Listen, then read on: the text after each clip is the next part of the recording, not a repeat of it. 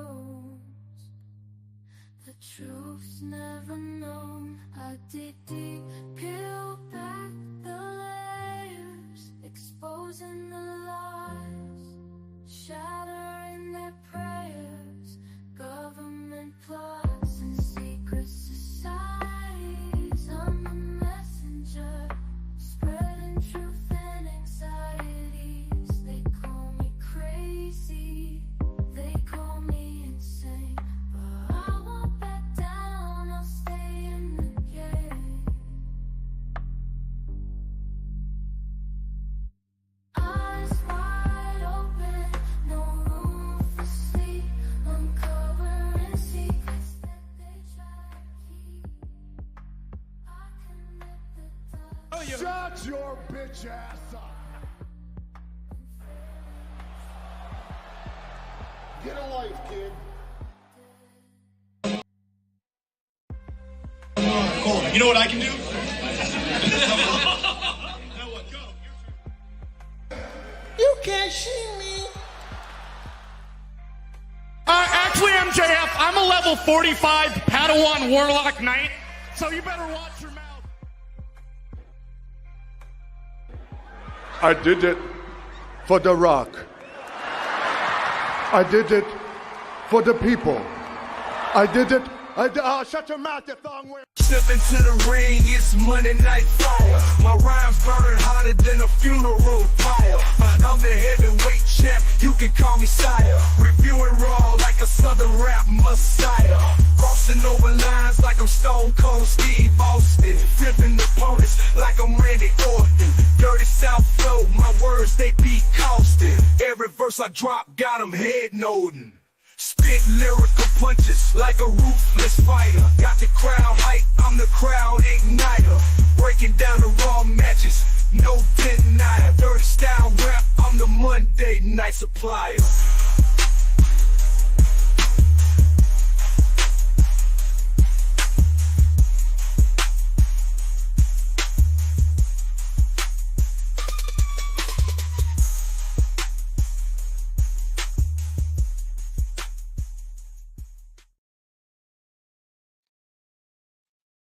Window lickers, welcome back. Grunts friends, my friends, the Chaos Goblins. How are you doing? It's another Monday Night Raw, and you're here with the King Window Licker.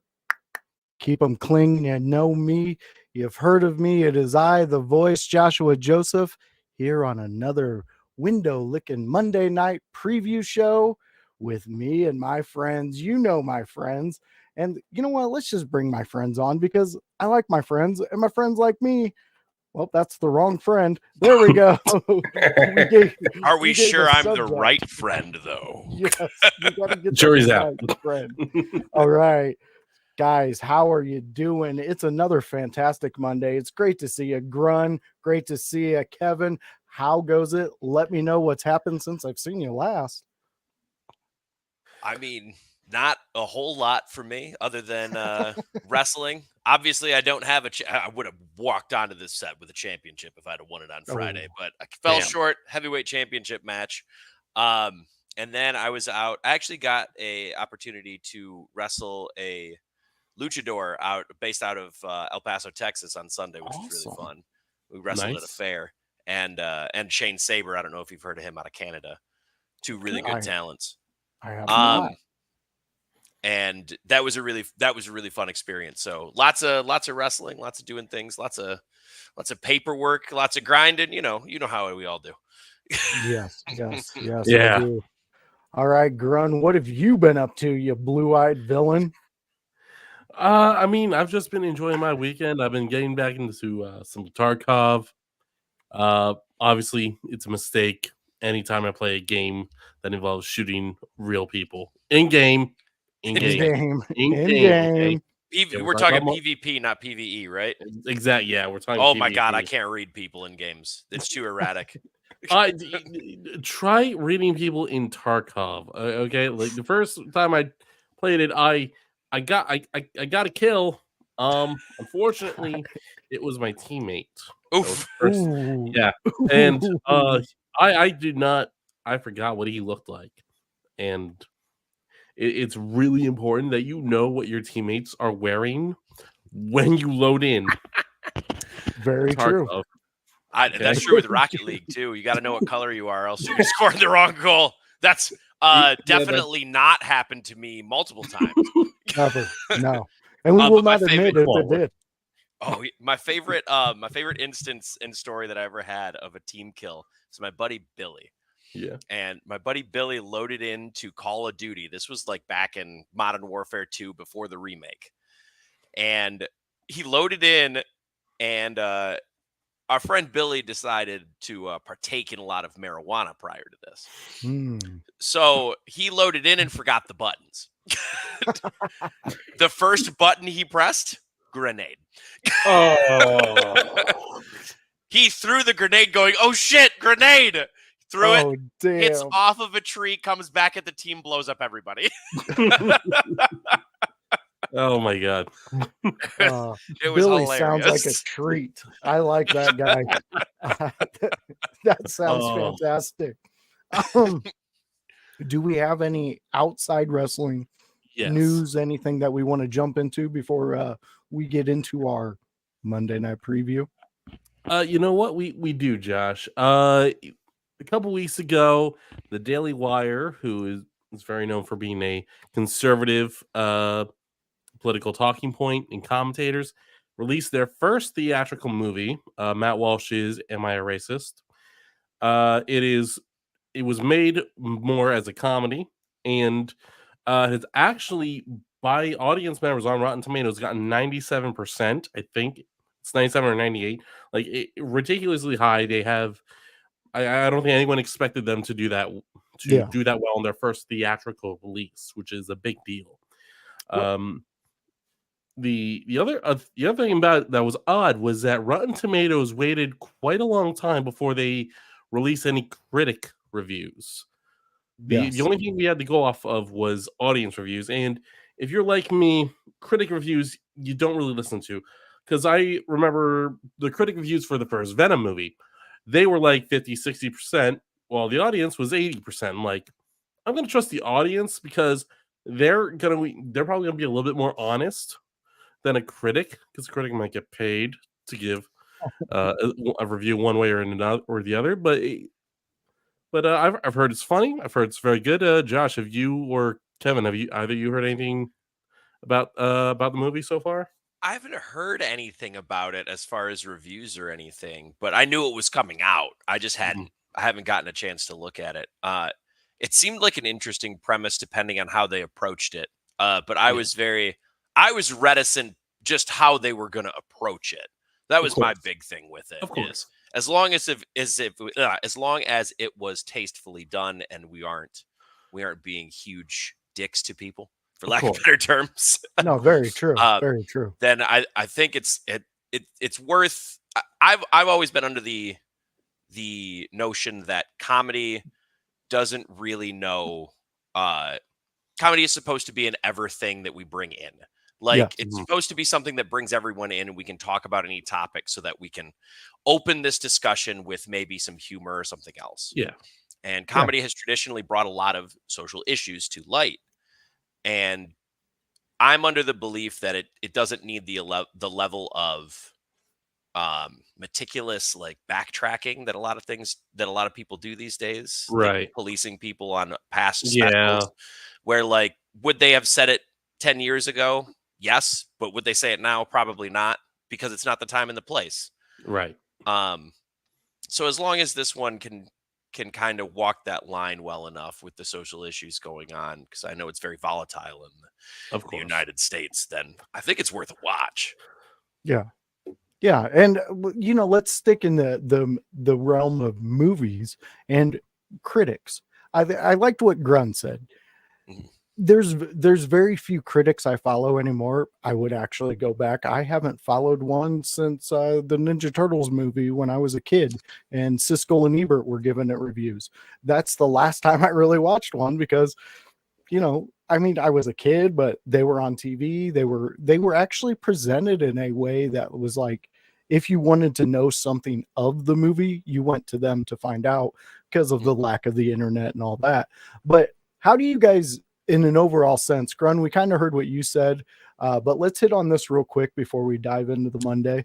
How do you guys view critics? Does it even mess with your opinion, or do you do like Grun said and wait for the audience and like-minded friends to review it? I kind of do both. Okay. I don't usually look at a lot of reviews from movies because at this day and age, at the ripe age of 34, I know what movies I like and what I'm not gonna. Right. And I know what I'm getting mean. myself into if I'm showing up to a superhero movie for the 50th superhero movie that I've watched. I'm getting some action, I'm getting some ridiculousness, and the bar is low. And I'm not but I walked into every superhero movie with the bar low. I just wanted a story to be told and some fun. Just give me some fun. Gotcha.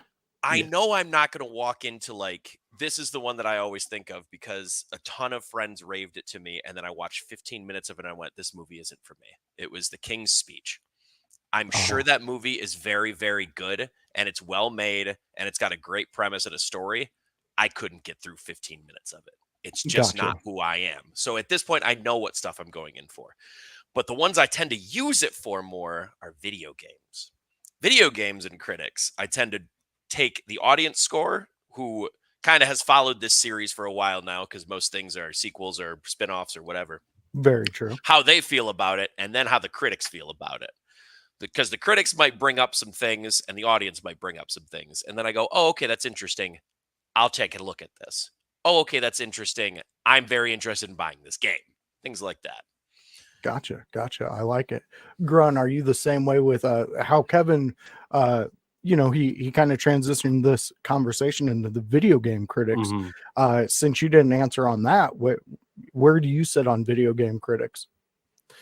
I am very skeptical of video game critics or critics in general. I have recently in the last, I guess, year found out about Jeremy Johns on YouTube. He does a lot of movie reviews, and I've seen reviews for him, and usually I'll watch if it's a movie that I'm curious. I'm not sure how I feel about it, and even when I've gone back and watched reviews he's done for movies I have seen and I've had opinions on, so I try and feel like,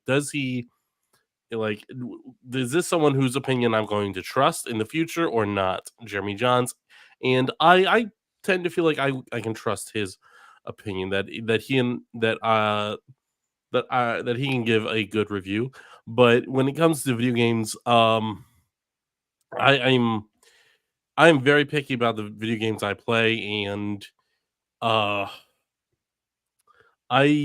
lately I don't really listen to video game critics. I just look at the game and decide, and I've kind of figured out what do I like. I like the third person, first person games. I like when there's melee combat and a lot of it. I like story based.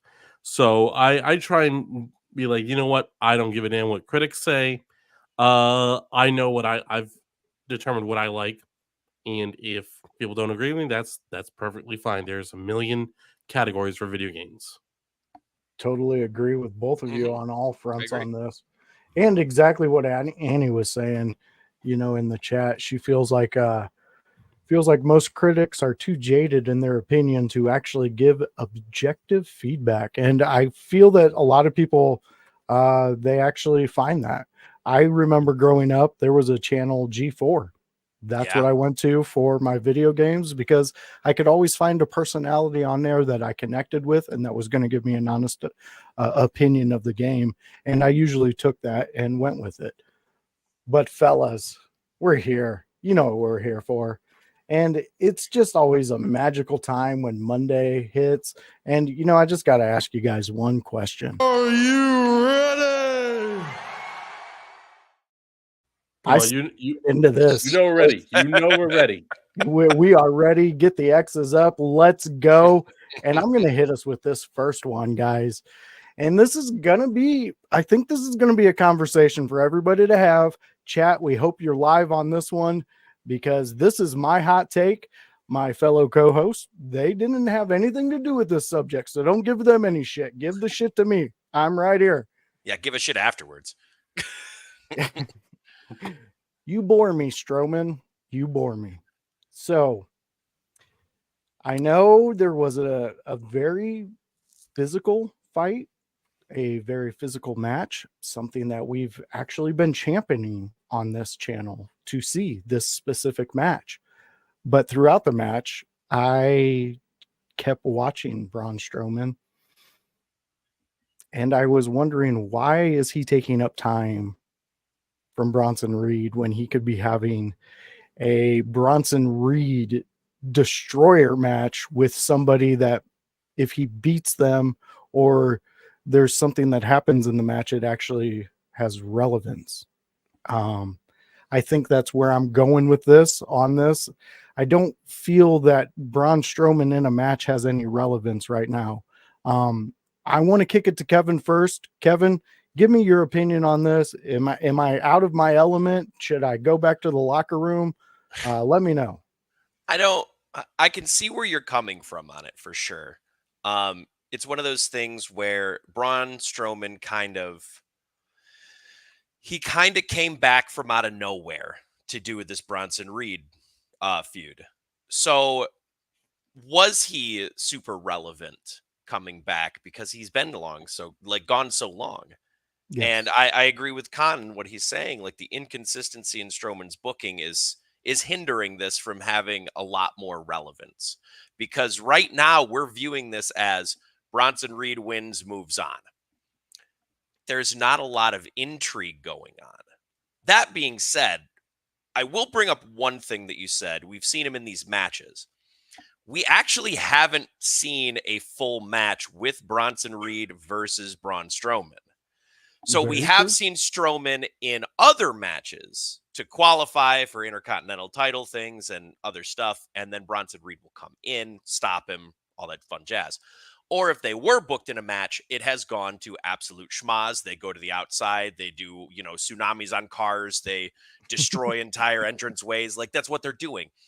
They're trying to build Bronson Reed up. It's very evident that Strowman isn't actually the priority in this, and he's there doing business.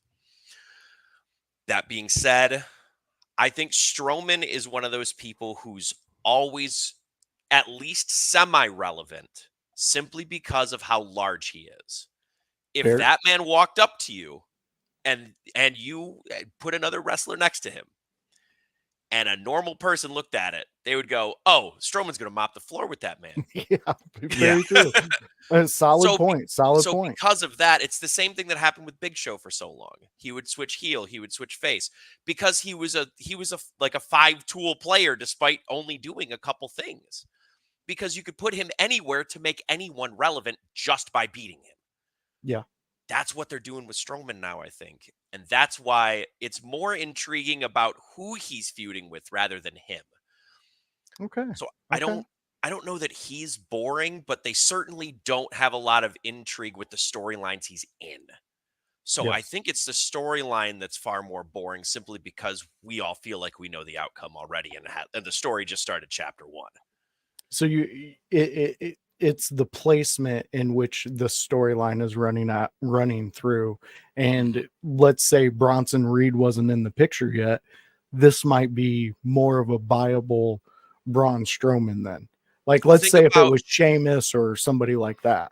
I think about Braun Strowman not in a feud right now, but having the matches that he had. Like, let's take Bronson Reed out of it just entirely. Anything that's happened with Bronson Reed, it didn't happen. He was in an Intercontinental title match because he won a different match to get into it. That would have been intriguing in itself, because then without Bronson Reed involved, we would have went, oh my God, are they going to go with Strowman against Braun Breaker? Okay. Because they could have. They could have done that. But because Bronson Reed was involved, all of us thought, oh, well, Bronson Reed was supposed to be in this spot. Strowman got it anyway. They're going to spiral off into that. Again, it's how they're approaching it rather than the other things. I like that. Very insightful. Grun, before we hit you, we're going to see what the concept says, and he is letting us know, I bet Reed puts Strowman on the shelf, and boom, Braun is back off TV. And that put him over far where we could possibly land. Grun, where's your head at with Braun Strowman? Does he bore you like Zoidberg, or where are you at? I think I'm somewhere in the middle. I was thinking back, and Strowman, when he was first making his name in WWE, was as part of the Wyatt family, and even afterwards, like he had that explosiveness. But Yeah. I believe what has happened is, correct me if I'm wrong, but he's had, I think, multiple knee injuries, Yeah. which is why he doesn't look as explosive as he used to, and I think that has killed him. That is one thing that has killed him. I remember hearing a while ago, producers were telling Braun, like, hey, you gotta stop posting this funny, goofy stuff on X, because we it's hard for us to book you as a monster when you have photos online that you constantly share and people constantly pull up of you at a Halloween party in a tutu. I did enjoy those pictures, though. I mean, look, I mean, Adam Sure, Braun Strowman has a lot of personality. He seems like a sweetheart of a human being, and seems like he is a great guy to have do PR work and do stuff with kids, make a wish, be a star. Oh, that's like, I think he's great for all that. The issue is he also looks like a fucking monster. Yeah. Sir, but he acts like he's a big old teddy bear outside the ring, and it's like okay, then I would almost be happy if you dropped the he's the monster of all monsters thing, because, like, you know what, like, you're only calling him that because he looks gigantic compared to the average man. I think the better move for the Bronson Reed stuff would have been have him win the Fatal 4-Way or whatever, the finals of the Intercontinental Tournament, and then Bronson Reed decides, I'm going to go celebrate. Right, Kathy Kelly or Michael Cole or whoever asks, well, how are you going to celebrate? Watch. And he just tsunamis Jey Uso, Dragunov, and everybody he can. And Pierce has said, you know what, motherfucker, I can't. No, do you know what? Bronson, you just lost your fucking title match. Bronson can stand there like an idiot. Like, what did I do wrong? What did I do? What? I wanted to kill somebody with my fat body. He's gonna beat you up if he ever sees this. He is. I think I'm slightly faster than Bronson, so I think I have a shot. Yeah. He's sneaky fast too. I'm not as thick as him. Okay, so I think I can get away from him. You are assuming that girth slows down your speed enough. Yeah. He has leg muscles that could crush a man's soul, let alone your head. He might be able to catch you, dog. You know what? If we're in Vegas, I'm putting the bet on Bronson. I love your blue-eyed villain, but I think Bronson's gonna catch you. But I do see where you're both coming from with this, and I think it's more of a maybe we see where they're gonna go with Strowman. Maybe he's going to go off into the sunset after this feud. Maybe Bronson Reed does put him on the shelf, like the concept alluded to. There's all these possibilities, and you know what? We're gonna have a change of heart here. Kevin, you brought up some great points. You too, Grun. So I think I'm gonna let it mellow, let it marinate with Strowman, and see maybe there's some possibility. I would love if he went to a lighthearted Big Show towards the end of his career, the way that was. Comical relief. Get a lot of business out of that. I think so. Like, he's already a great PR business. Yeah. Why not make his on-screen character more reminiscent of his actual person? Because you can still you don't necessarily need to keep the moniker of Monster Among Men or Monster Among Monsters or whatever, monster thing they're using. Yeah. But realistically, you can have him switch in a match. So he is carefree. He does treat these things like lightheartedly until he doesn't. Yes. And then it becomes more of a character arc for him, and it becomes more intriguing for people watching.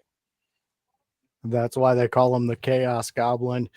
Kevin Calloway, stay tuned with us if you want to hear more insights, because we got another topic coming up.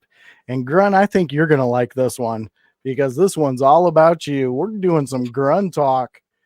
Grun, you got something you want to talk about, and I think it involves these three megastars. Indeed, it does.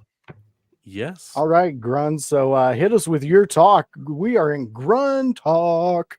All right. Well, we got Sami Zayn once again last week came out looking for a title match against Gunther.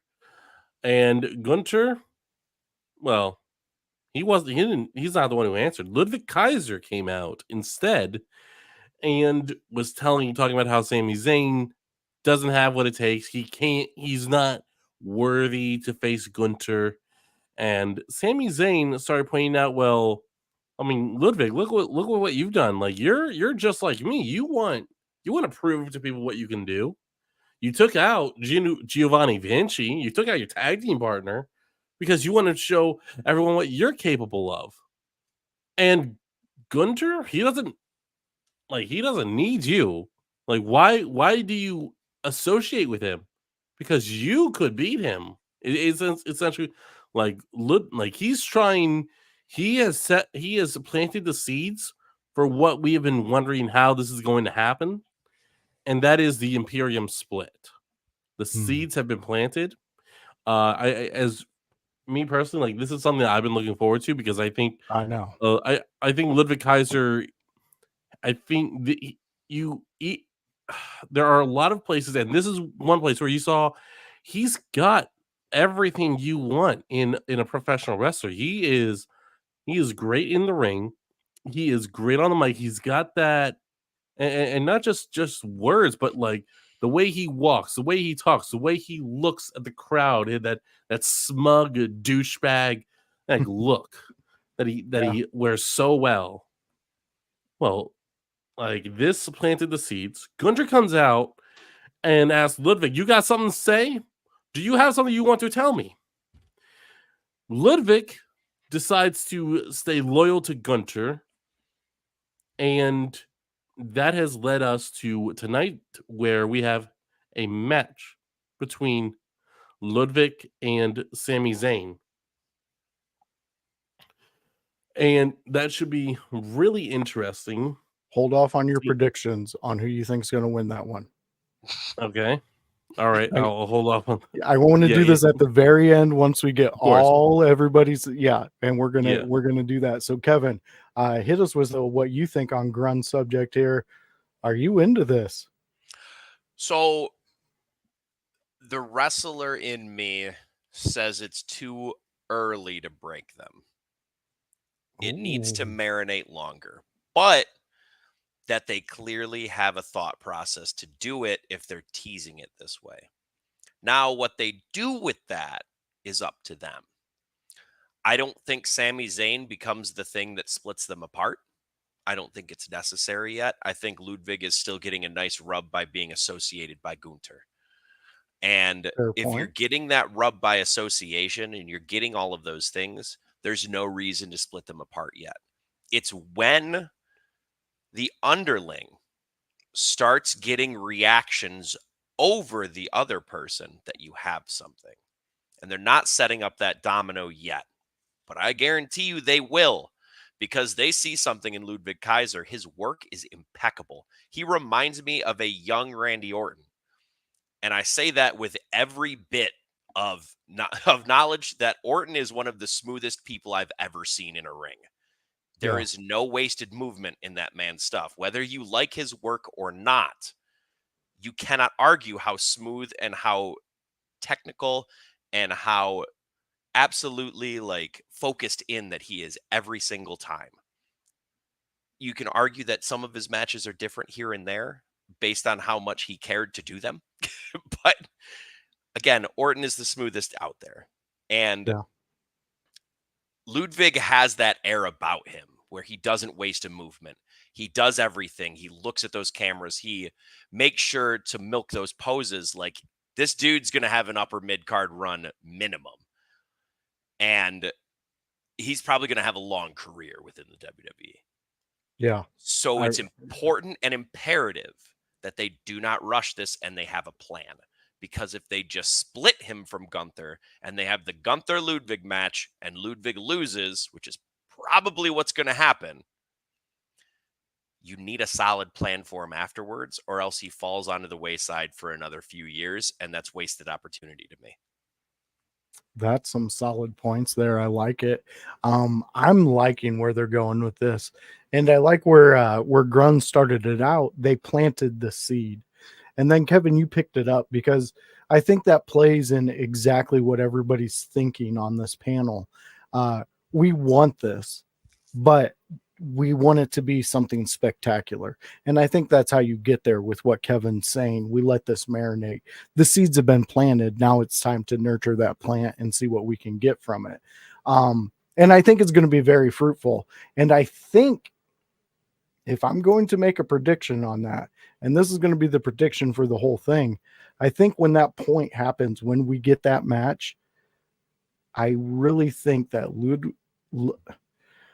Ludwig will definitely make it to that championship ring. He will be the champion after that, because this guy already has so much momentum behind him that it only seems like exactly what House said. And the very last part of it, he's exceeded expectations, like beyond what anybody could have expected with him. He definitely stepped out of the shadows in a way that it didn't overtake from what Gunther being presented as the dominant force of the group. He augmented Gunther so well. Very true. Very true. So we all heard everybody's points on this. We've heard our chat's points. Let's hit Annie's right here real quick. Do you think this push will be the Ludwig to be heel or face? Ramifications of either choice. So why don't we hit that real quick? Grun, what's your thoughts with that? That is a really good question, Annie. I am going to say they're going to push Ludwig face, at least for the split between him and Gunther. Because I got curious. Ludwig is 34 years old and is a second generation wrestler. So his father was a wrestler. So I think there's some ammunition there, and especially since Ludwig and Gunther have known each other for a very long time. So I'm wrestling on same scene, wrestling the same scenes, the same areas in Europe. WXW, yeah, I think they both. Yes, WXW is the promotion I'm seeing the most named most. Yeah.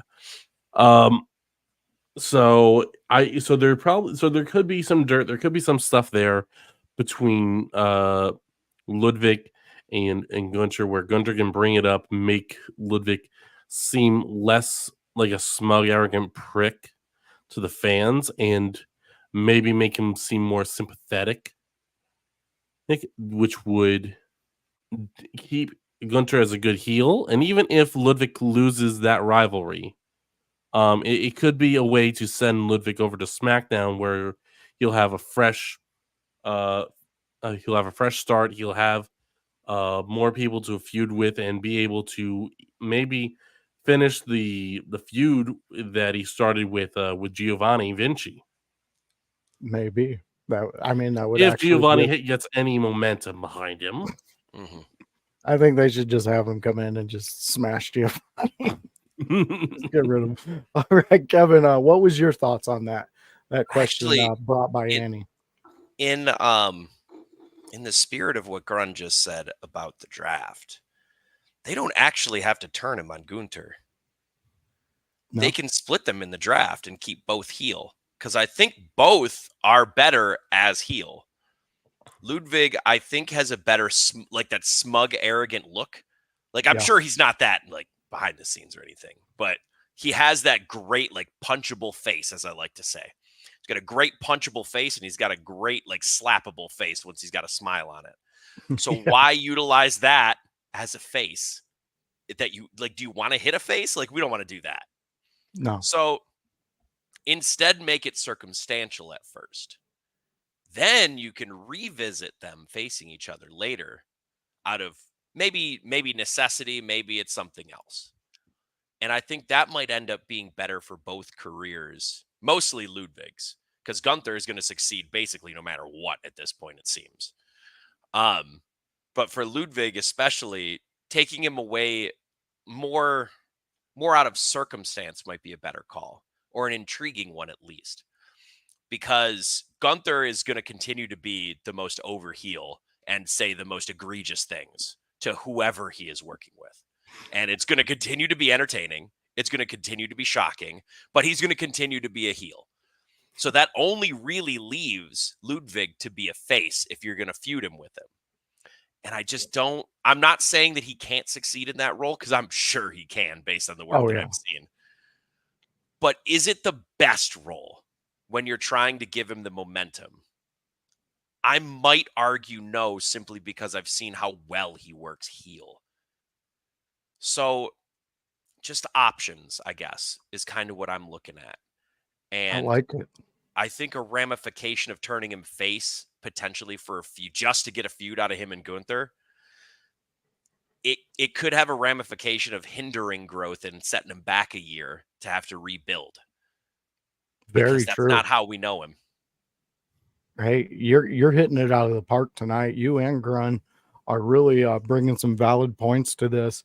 We're going to put a pin in this one just so we can move on. I do want to highlight Annie's comment here. He is the male equivalent to Tiffany Stratton. And Aren't they dating? I'm pretty sure they're dating. Yes, they are. Yes.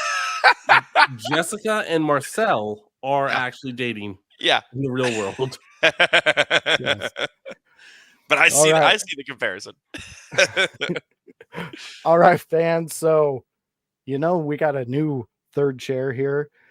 Kevin Calloway, the Chaos Goblin, and we had to give him his own little segment with his own little subject. We had to give it to him because he's here. He's a part of the team. So let's see. I negotiated in my contract. Exactly. So let's see what taste of chaos he's bringing us on this week. Go ahead, Kevin. Let him know what we're talking about. Is it, in fact, a new day for Xavier Woods? So we've been teasing this for a while, but really last week is when we really saw it start imploding. Very true. And I think this can go multiple directions depending on how they want to do it and what they want to do with it. So really what I want to ask to the group, and I think I based on our conversations a little bit, I think I know where you guys stand on it. So I'm gonna offer two things. I'm gonna offer two scenarios. What is a good way for them to turn Xavier Woods against Kofi and split the New Day? Or how can we keep them together in a believable way after all of this turmoil? Because they do, if they are going to stay as a tag team, they will need an obstacle to overcome, and this is legitimately one of them, being off the same page. When you're not on the same page as the person you're teaming with, it leads to shambles. So I will cue that up for both of you. What is a good way to do both of those? You can either both take both or both take one or the other. Grunt. I think yes. So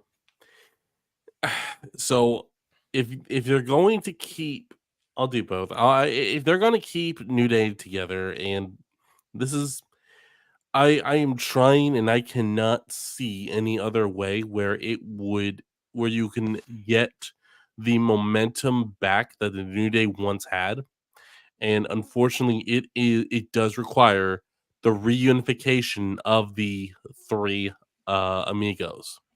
Big E needs to be cleared for in reaction, or at least being brought in to be an on-screen character and be a manager Whereas, where I know he may not be able to wrestle, but maybe he can still bring that Big E energy. Because I think without that, New Day dies. And you know what? Like I don't know what would be wrong with that because New Day was iconic. They had the struggles, but they became one of the hottest acts in WWE in years and have cemented a legacy that I can't think of anyone else has ever come close to that their kind of legacy, what they have done. It's it's impressive. Um if they are splitting the New Day, I think we see a much more vicious and violent version of Xavier Woods. I don't think he joins the Final Testament. If they do that, then well, shit. No, we've jumped too many sharks there. Yeah, yeah, We've Fonzarelli'd it. yeah. I think the best thing for this to go is Xavier Woods beats Kofi all on his own. No no shenanigans, no silly things, no interference. Just he beats Kofi flat in a dominant fashion. So now all of a sudden people see this is the Xavier Woods has been there the entire time. It's just he never had a reason to bring it out. He had Big E, he had Kofi in his corner. Now he's got no one in his corner. So now we're seeing exactly how dangerous how violent he's willing to get. That makes sense.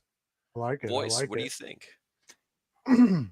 Well, see, when Grun gave his first one, I my wheels started turning for the second question. And I like the second one. I like the Xavier Woods going out on his own. And I think you do that with a beautifully brutal match where Xavier snaps. And I think you bring in what you were speaking of. If you're going to keep them, their trial, their tribulation can be just being off the same page. And I think Xavier brings that up. I think Xavier throughout this match, he's yelling things because he's so frustrated because as you've seen time after time after time, he can get that win. And then Kofi's got to go to that next level. Well, you know what, Kevin and Grun, I'm 41 years old. You don't see me out there shotgunning beers. You don't see me down in a fifth of whiskey anymore because my old ass can't do it no more. So I think Kofi needs to listen, get up on this podcast, start listening to me because Kofi, you were brilliant. You gave us so many memorable years and you still have a little gas in that tank. But if you want to keep your brotherhood alive, you can't be going up there and jumping off and taking out everybody when your boys got the pin in the ring. You took the ref out of the ring. The most important thing, the key element of winning a match. And I think that could be the straw that breaks the camel's back with Xavier. That's where I want to see a, need I say, Dr. Lecter type of Xavier Woods. I don't need to see this up, down, down thing. I love the way he is comically, but right now in this, when you're going to split this, something that meant something to so many people growing up, so many people when New Day came, we were like, oh, I don't know about this, but they made us like them because of them, their personalities, just being them out there. And without Big E, you don't have that anymore. I agree. So then I'm going to add a chaotic little third piece to this just because I can. This is Taste of Chaos. Okay. So we've talked about him turning heel. We've talked about them staying together. What if we could find a way for them to amicably split? That way they both stay face where they are strong. I don't think that's out of the question either. And I don't think that would hurt either of them because they simply just divert paths. You can still have Xavier Woods potentially go more vicious because he is more desperate to prove himself. But instead of turning on Kofi can almost try and be a voice of reason later as he's making these decisions. So you don't bring it up now so that you may bring it up later. I like that. When you're saying that, I even went more chaotic in my head. Why are we not redoing the Austin Pillman where Xavier busts into Kofi's house, Kofi pulls out that knife and points it right at him, cut to black. That's I don't the think end it's of that it. serious. I think it could be. Jeez. I think we need to get there because I want to believe Xavier he's at his breaking point. He's Sure. physically exhausted with watching what he had to what it is now, and knowing that one of the big components of that is still on the bench and he ain't getting off of it yet. Haven't heard a doctor say, hey, you can go back and do this stuff. And if they have, why is he waiting? Does he even want to get back in there? Did this last injury really put something in his head? They do keep bringing up Big E, which is pretty convenient within the confines of the universe because they don't tend to call attention to that kind of stuff without a plan for that person. Yeah. There you go. And it's just like the concept has been telling us, you got to keep your eye on Finn Balor, watch what Finn was doing. And then now look what we got. We got a progression in that storyline. Not trying to get off of the New Day subject, but I'm trying to link it to what you're talking about. And Yeah, I think that's perfect right there. Like what you're saying, he would not be featured as much as he is if they did not have a plan. Mm-hmm. Yeah, I like that. I really like that. Grun, why don't you take the last spot on this one? And Okay. if you got any final thoughts on this, the chat's going live with this Kofi and Xavier. If you want to hit any of those comments, go ahead. I do. I want to hit Alicant, our boss. I want to hit his question. What is the ceiling for a heel Xavier? Now that is a very good question because I have seen Xavier Woods as Consequences Creed in TNA, babyface character. I have seen him as Xavier Woods before, pre-New Day and during New Day. We have the closest, New Day was heel for like a minute, but they weren't very good heels. So I think Did it start out where they weren't very good baby faces? Because they tried to make them baby faces with the choir, and then everyone poo-pooed that. They're like, this is stupid. So then New Day committed so hard. And I'm pretty sure they've had multiple interviews where they looked at Vince, who was telling them to do it and be babyface with it. And they said, no, we're going to end up heel. You know that, right? Because this is the corniest shit I've ever heard. Yeah, exactly. So then that's when they leaned in. But I do agree the heel aspect of it, it didn't end up being very heely because they were entertaining. Yeah, but now I think under this new regime and Xavier being in WWE for as long as he has and had the time to learn, I guess learn from the best, learn from Shawn Michaels, learn from Triple H, learn from people that have been around the block more than a couple times. I think he has the knowledge to figure out how to be heel and do it well in this under this umbrella. As far as the ceiling, I have no idea how it could be. It could be the thing that propels him to being a world champion, or could make him good enough to have a nice, decent reign as U.S. champion or Intercontinental champion. Yeah, I think you got a top of the card that's very loaded with a lot of talent, but you're still seeing. Look at what we were talking about last week with Gunther. Yeah, we said who is actually a believable challenger to go for him, and we were coming up blank past Sammy. Yeah. Your world title scene, other than I think we forgot one name, and that would have been CM Punk after he's done with Drew. Yeah. But realistically, past that, who else do you have? You could do Rollins Gunther when he's back, but he's not back yet. You could do Punk after Drew McIntyre. You could probably get 2 to 3 shows out of that. But past that, you're going to need someone to challenge Gunther. But it can't be heel Xavier Woods. It would have to be babyface. But I think a babyface Xavier Woods fighting from underneath against Gunther is an incredibly underrated prospect for a match. That would be good. I would enjoy that. If they did that and drew it out long enough for a majority of the universe to get behind Xavier for that moment, oh, it would be Make him earn it. Make him earn it over 4 months. Make him prove himself over 4 months. And then he finally gets the world title shot and he loses. He doesn't need to win. But now he is seen as he worked his way up to the top. Now he's at the top. I love it. This bit of a taste of chaos was a great one. Keep them coming, because you got a mind, Kevin, that we really enjoy.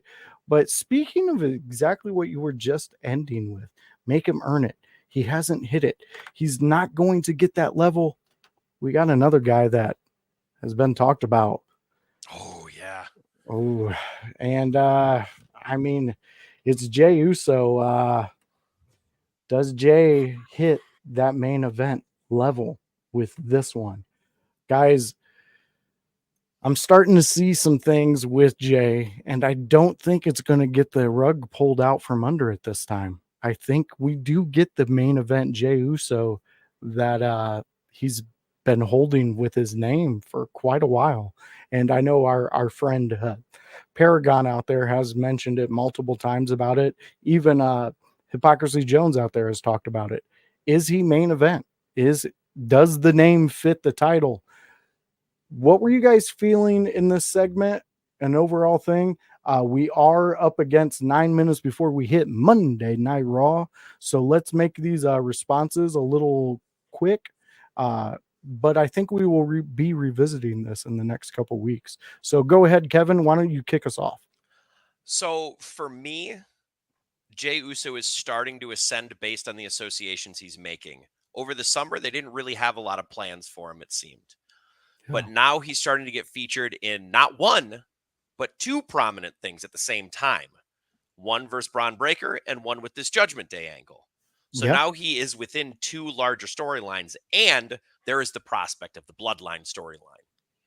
Now, I actually think the Bloodline storyline, if he now is involved, might, I don't know, I don't want to necessarily say hurt him in a main event way, but he's definitely going to be second or even third fiddle, depending on who is involved in this Bloodline thing. If we're seeing Cody and Roman tagging together, he's going to be third fiddle. It's really not, he's not a larger star than Cody Rhodes and Roman Reigns. He just isn't. Okay. And potentially he'd be fourth fiddle because Jacob Fatu is on the other side. Yeah. So I'm starting to really talk myself into this more and more to keep Jey Uso away from the Bloodline stuff as much as you can. Ooh. Maybe put him in, just slot him in every so often if you need to, but not a full-fledged, like we're not moving him to SmackDown to do 3 months. We're bringing him in to shake hands with Roman and Jimmy right before War Games. They do War Games. He fucks off. Let's keep him as a singles because they've finally got something behind him. And if he can really keep some of the high octane offense that he has and tailor it even a little bit more to like that main event, like heavyweight style, I think we're going to see a very, very game Jey Uso in main events for the next years to come. Big words from Kevin Calloway. I like it. Grun, where is your thoughts with Jey? I know I've heard him in the past, but where are you at, especially after this Braun Breaker in-ring meeting? I mean, that spear was pretty gnarly, man. The promo was great too. Yes. I am on the fence because I was looking at it from because remember I was looking at this from a Goldberg perspective when Braun Breaker debuted, like make him Goldberg, and people in chat made it clear that you can make him Goldberg but at a quicker rate, and it has worked out perfectly. Question is, I think Braun can take the L and not lose momentum and get right back up on the horse. I don't think it would hurt him too much to have to be a two-time Intercontinental Champion in a short period of time, especially when you have him going up against guys like Jey Uso, who Annie asked, would Jey benefit from NXT run? I think at this point, if you have him go to NXT, do a run there for the NXT Championship or even the North American Championship, I think I think that hurts Jay irrefutably. I think Oh, that damages everything because this is someone who has been on the main roster for for 14 years at least, and he is numerous times tag team champion.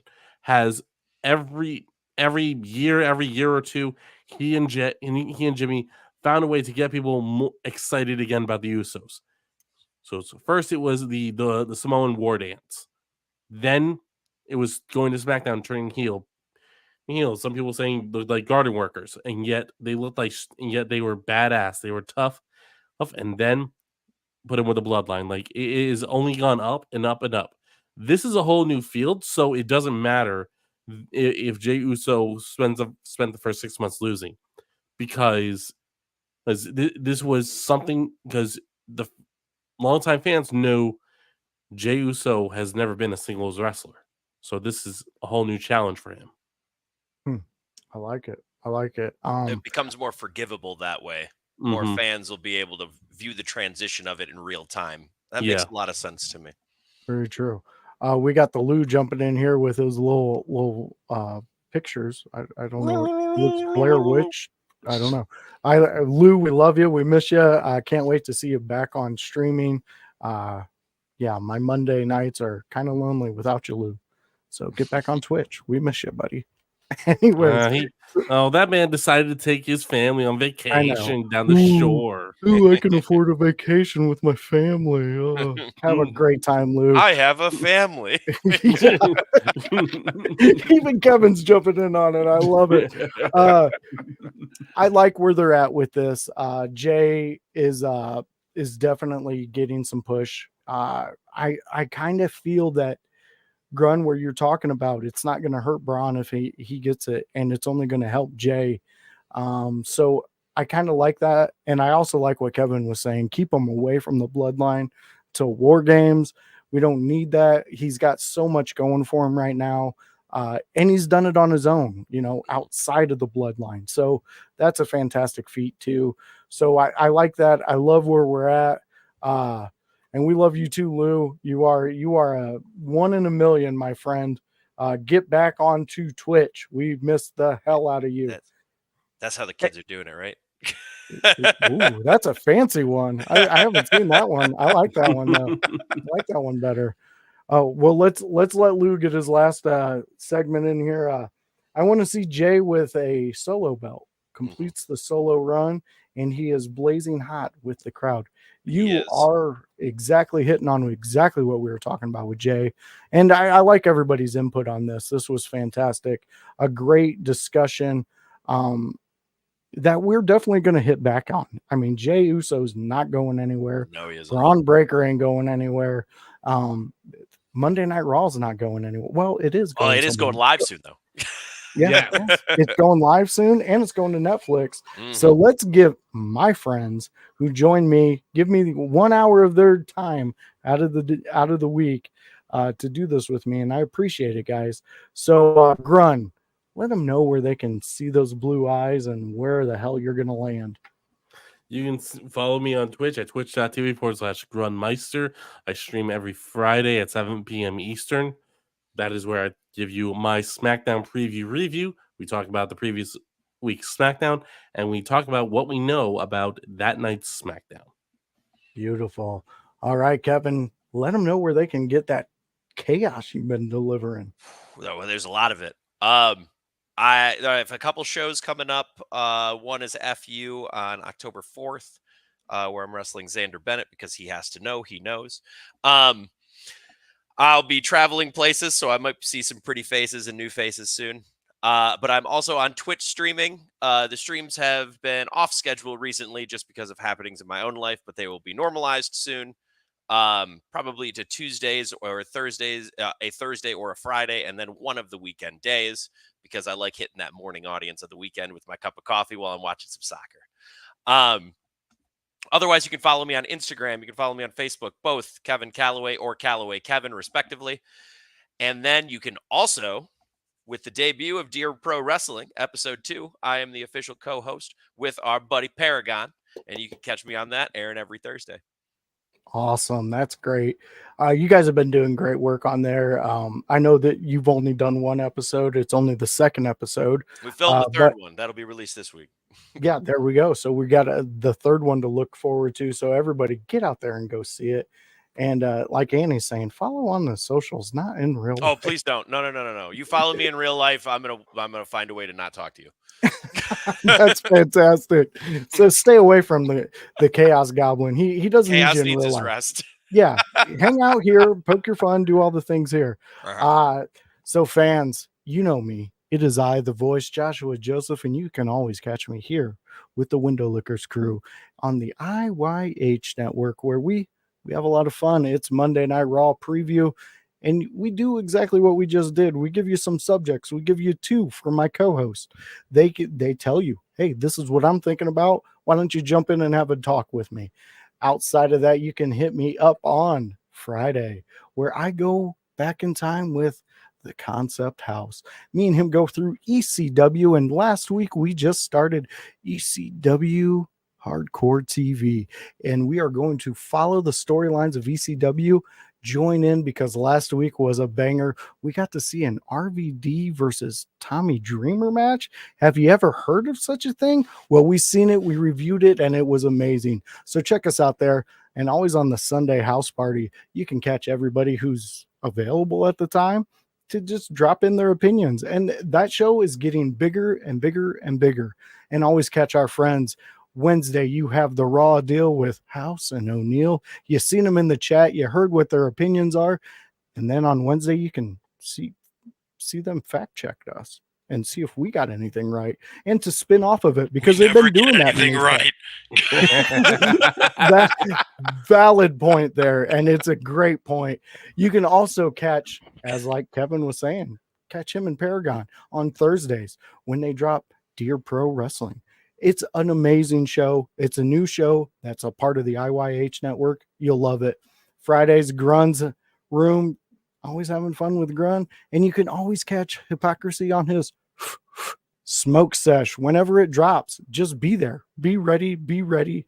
Follow us. You'll be ready. And you know what, fans, friends? I think we will catch you on the flip side, because Raw's getting ready to kick off, and we all need to go and watch it, because we got to have something to talk about. So we will catch you on the flip side. Peace. Just you and me now. I'm gonna touch you. Alright, dude.